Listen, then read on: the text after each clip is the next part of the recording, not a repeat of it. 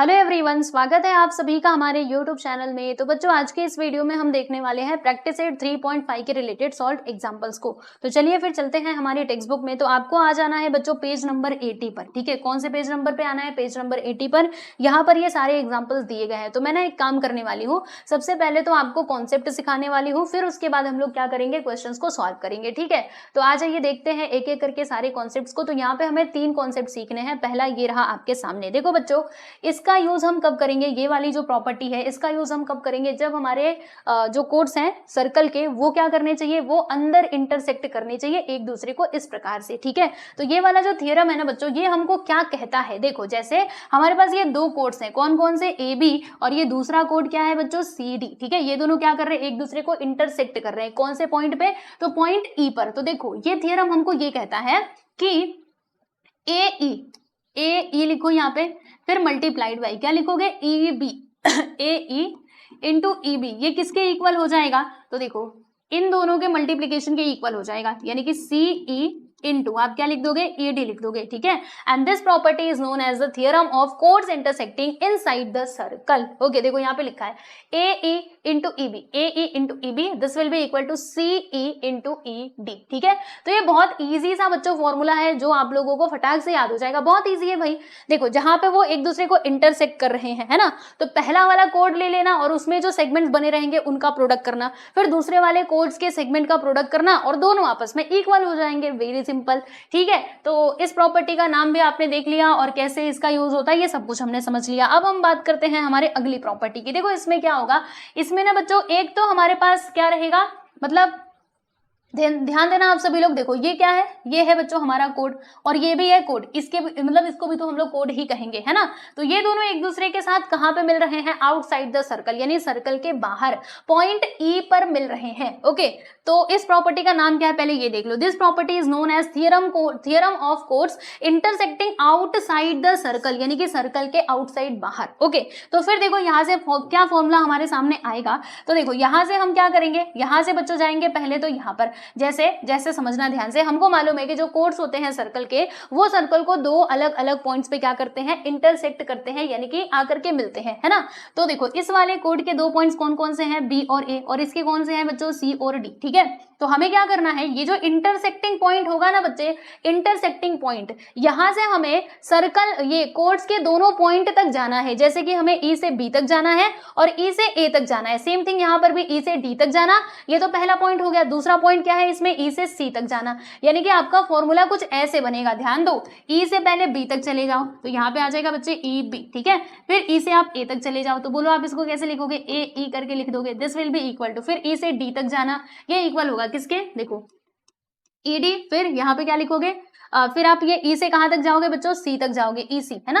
तो यहाँ पे आ जाएगा आपका ई सी। तो ये होता है हमारा फॉर्मूला।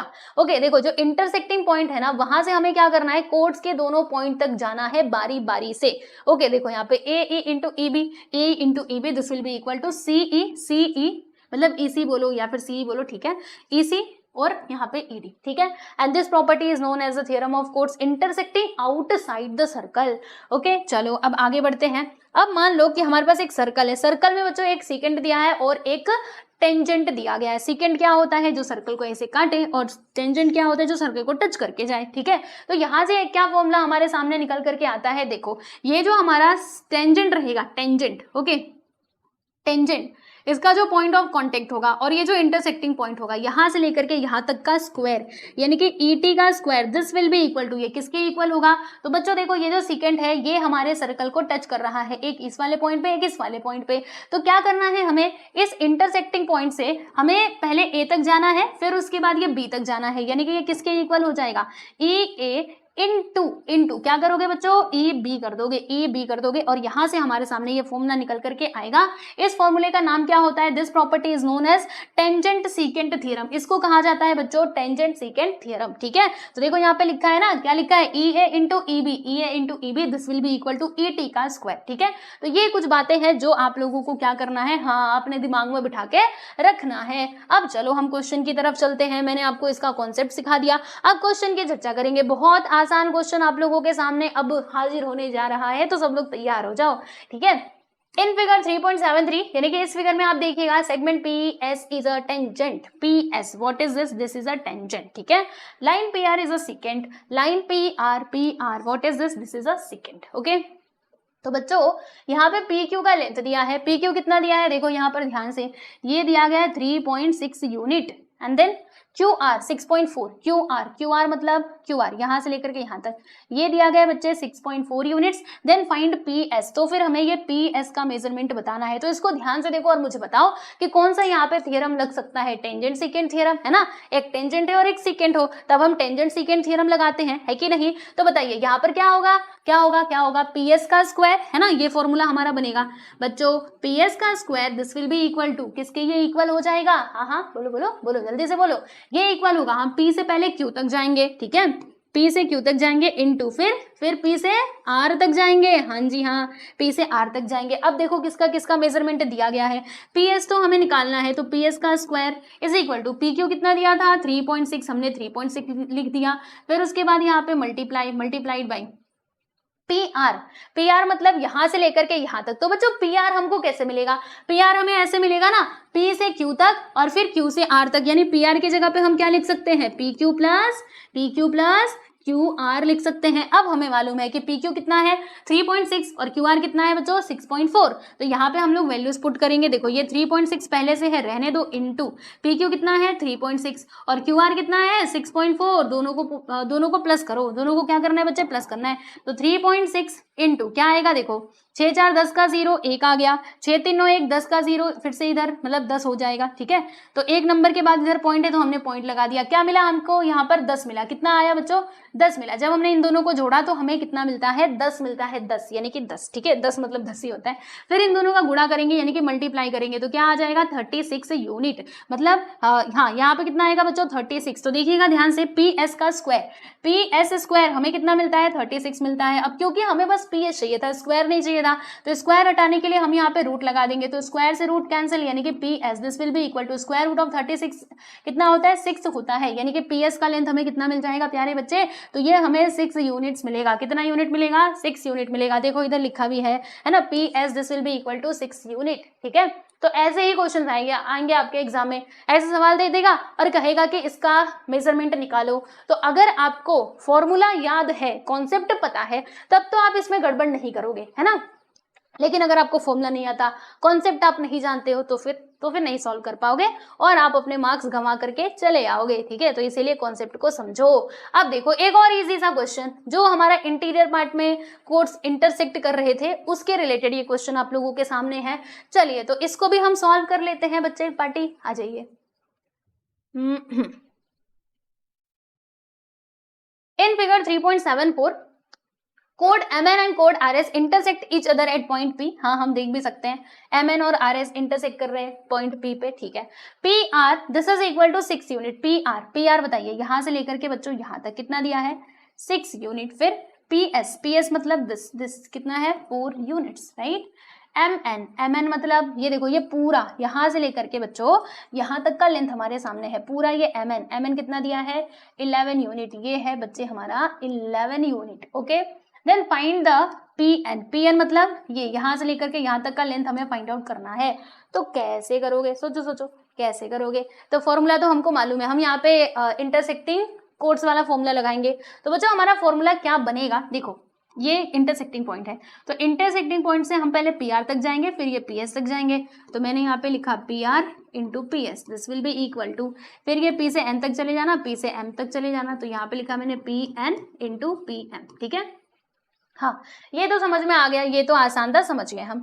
PR का लेंथ कितना है बच्चे, ये है 6, PS कितना है 4, ये भी हम समझ गए।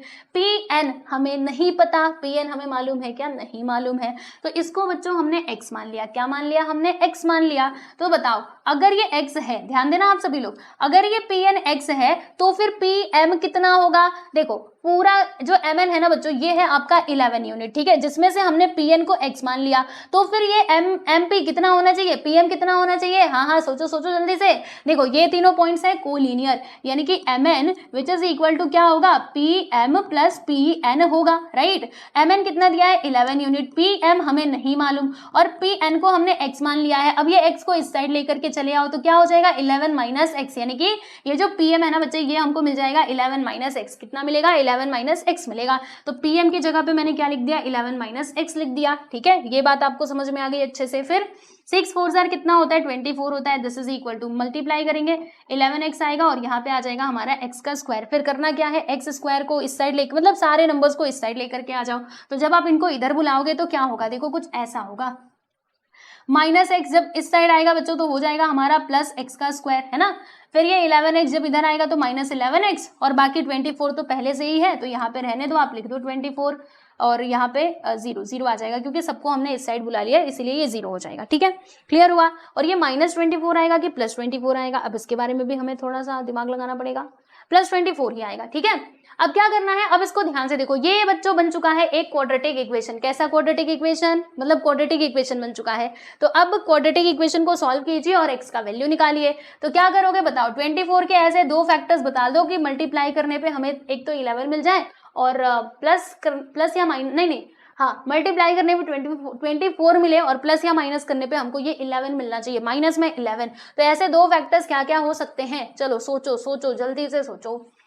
तो 8 और 3 ले लें, 8 और 3 ले लेते हैं भाई, ठीक है। 8 3 जार 24 होता है और दोनों को अगर मैं माइनस में कर दूंगी तो दोनों जोड़ करके माइनस 11 बना देंगे, यानी इसके फैक्टर्स हमें क्या मिले, देखो एक्स स्क्वायर यहाँ पे आ जाएगा minus 8x minus 3x plus 24, this will be equal to 0। फिर यहाँ से आप कॉमन ले लो x को, ब्रैकेट के अंदर आ जाएगा बच्चों x माइनस 8, यहाँ से हमने माइनस 3 को कॉमन ले लिया तो ब्रैकेट के अंदर x माइनस 8 आएगा, क्योंकि 3 8 जा कितना होता है 24 होता है। फिर ये x माइनस 8 को हमने कॉमन ले लिया, दूसरे ब्रैकेट में आ गया x minus 3, this will be equal to 0। फिर x माइनस 8 किसके इक्वल हो जाएगा बच्चों, 0 के इक्वल हो जाएगा और ये x माइनस 3 भी 0 के इक्वल हो जाएगा, यानी यहाँ से हमें x का वैल्यू क्या मिलेगा बताइए जरा। तो माइनस 8 उस साइड जाएगा तो प्लस 8, यानी x का वैल्यू 8 यहाँ पर, और x का वैल्यू क्या मिल सकता है माइनस 3 जब उधर जाएगा तो प्लस 3 मिल जाएगा, यानी x का वैल्यू इक्वल टू प्लस 8 होगा या फिर x का वैल्यू 3 हो जाएगा, यानी pn को ही हमने x माना था ना, तो इसका वैल्यू बच्चों 8 भी हो सकता है 3 भी हो सकता है, दोनों में से कुछ भी हो सकता है, ठीक है। तो देखो इसका फाइनली आंसर हमें यही मिला है, pn that is equal to या तो 3 बोल दो या फिर 8 बोल दो, ठीक है। तो इस टाइप का भी क्वेश्चन आप सॉल्व कर लोगे, है ना, इजी है। चलिए आगे चलते हैं और अब हम बात करते हैं प्यारे बच्चों हमारे अगले सवाल यानी कि क्वेश्चन नंबर 3 की। तो क्वेश्चन नंबर 3 में हमें क्या करना है, हमें यहाँ पे प्रूफ करना है। देखो ये प्रूफ वाला क्वेश्चन आ चुका है हमारे सामने, बट कोई बात नहीं, हम इसको प्रूफ करेंगे, ठीक है, जैसे ही क्वेश्चन दिया है वैसे हम करेंगे, कोई परेशानी वाली बात इसमें नहीं है। देखो क्वेश्चन क्या है कि इन फिगर 3.57 आप इस फिगर में देख सकते हो कि 2 सर्कल्स हैं जो क्या करते हैं एक दूसरे को इंटरसेक्ट करते हैं। कौन से पॉइंट पे बच्चों, तो point in point x and y, मतलब पॉइंट x और y पे, पॉइंट x और y यहाँ पे ये इंटरसेक्ट करते हैं, आप देख सकते हो, है ना।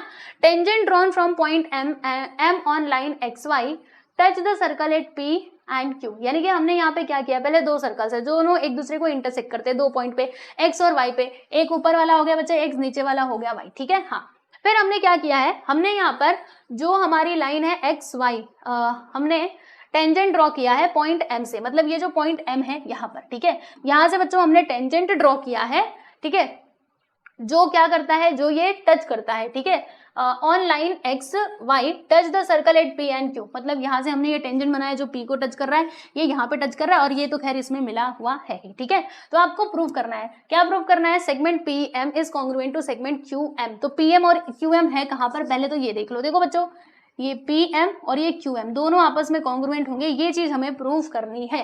तो कैसे करोगे, अब सोचो सोचो सोचो कैसे करोगे। तो हमें यहाँ पे कोई ना कोई थ्योरम लगाना पड़ेगा और फिर जो प्रूफ करना है वो तो हम प्रूफ कर ही लेंगे, ठीक है दोस्तों। तो देखो क्या क्या करना चाहिए हमें, यहाँ पे आपको क्या करना है, ये ब्लैंक प्लेसेस को फिल करना है इस चीज को प्रूफ करने के लिए। तो आ जाइए हम देखते हैं। देखो line M X is a common line M X मतलब M से लेकर के ये X तक, लाइन MX क्या है बच्चों बताओ, क्या है ये, व्हाट इज दिस, क्या ये सेकेंट है, टेंजेंट है या फिर क्या है, क्या है ये, क्या हम इसको टेंजेंट कहेंगे, टेंजेंट तो सर्कल को टच करता है, मतलब ये टेंजेंट नहीं है, तो फिर क्या है, ये है बच्चे सीकेंट क्या है, सीकेंट।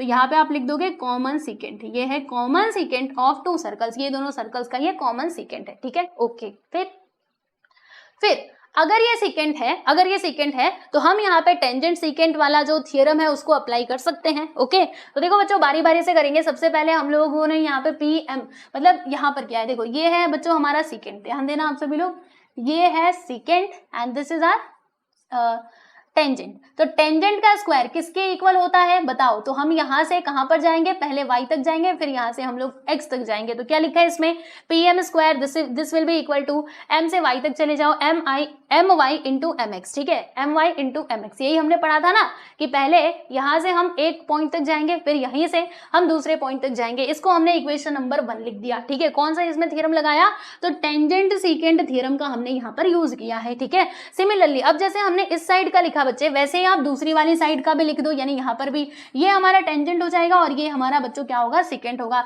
तो एम क्यू का स्क्वायर, देखो यहाँ पे आप क्या लिखोगे, एम क्यू लिखोगे, है ना, कहाँ गया क्यू एम, ठीक है। यहाँ पे हम लिख देंगे क्यू एम का स्क्वायर, ये किसके इक्वल होगा, तो m से पहले y तक चले जाओ, फिर m से आप x तक चले जाना। तो हम यहाँ पे लिख देंगे बच्चों एम वाई और फिर यहाँ पे M X, tangent secant theorem. इसको हमने लिख दिया इक्वेशन नंबर 2। अब दोनों इक्वेशंस को आप अच्छे से ऑब्जर्व कीजिएगा, इक्वेशन नंबर 1 और इक्वेशन नंबर 2, इनमें आपको कुछ सिमिलैरिटी दिख रही है। देखो दोनों का राइट हैंड साइड देखो, M I into M X, यहाँ पर भी M Y into M X है ना। दोनों का बच्चों जो राइट हैंड साइड है ये तो बराबर है। अगर राइट हैंड साइड इक्वल है तो लेफ्ट हैंड साइड भी आपस में क्या हो जाएंगे, इक्वल हो जाएंगे। यानी इक्वेशन नंबर 1 और 2 से हम क्या कह सकते हैं, हम ये कह सकते हैं कि P M square is equal to Q M square. तो यहाँ पर मैंने लिखा P M square this will be equal to Q M का स्क्वायर, ठीक है।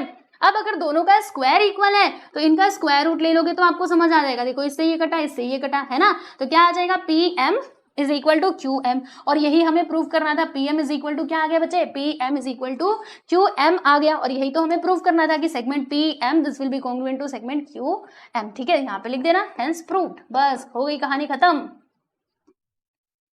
ठीक है, हो गया ना। देख लो ऐसे प्रूव किया जाता है। ओके चलिए, अब ये पूरा मिटने वाला है, मैं मिटा दूं, वो तो मिट ही जाएगा, नहीं मिटाऊंगे फिर भी मिटेगा। देखो मिट गया ना। चलो अब हम बात करते हैं दोस्तों यहाँ पे एग्जाम्पल नंबर 4 की। एग्जाम्पल नंबर 4 में हमें खुद ही प्रूफ करना है, ठीक है।